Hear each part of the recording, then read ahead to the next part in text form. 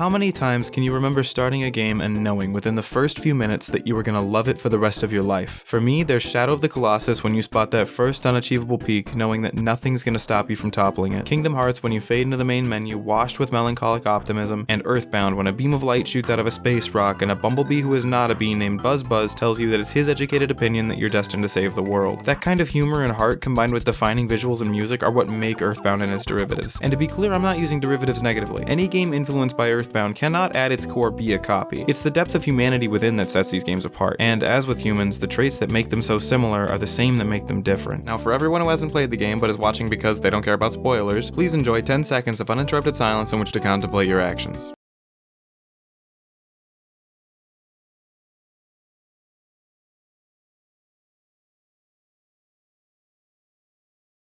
Gameplay-wise, it isn't exactly a renaissance. You've got hit points and power points, physical attacks, critical physical attacks, and magic attacks that are more versatile or can pack more of a punch depending on how many PPs you spend. One character focuses on physical, one focuses on magical, and some are a mix of both. As far as archetypes go, the game is a wee bit more standard than its predecessor, but it's for good reason. Ninten could often feel restricted to spamming his basic attack because his only combat PSIs were based on status effects that pretty much everything seemed to be invulnerable to, or stat changers, which... come on, really? Giving Ness a signature attack and PK Fighting Spirit both makes his strategy more interesting and helps to avoid repeating an issue that Anna had with running out of power too quickly because she was the only character who could use offensive psychics. Matter of fact, that problem was essentially eradicated thanks to eating butterflies and not needing to spend quite so much on life ups because both healing items and inventory sizes are so much more. As far as unique mechanics go, sudden victories are pretty much the solution to everything annoying about encounter-based combat, and rolling health means your real physical dexterity can increase your in-game survivability. There's also a unique archetype carried over from the original. Jeff can be useful with physical attacks, but he absolutely blooms when using consumable items. His precursor, Lloyd, functioned pretty much the same, but was far less enjoyable to use because items were extremely scarce. But now, while you can buy back alley bottle rockets and nondescript explosive devices till the sun don't shine and then shines again, he could even spend time during the night turning whatever useless garbage you find on the ground into useful stuff like lasers and bazookas. And not so useful stuff, but you don't have to carry around defense sprays if you don't want to. I mean, I held one the whole game and never used it, so you can take that as some kind of assurance. And then there's Pooh, who was raised in the eastern country of Dalam and trained to be willing to sacrifice all of himself for the sake of helping Ness, Paula, and Jeff save the world. He has decent physical attacks, decent PSIs, Mirror, which can transform him into enemies and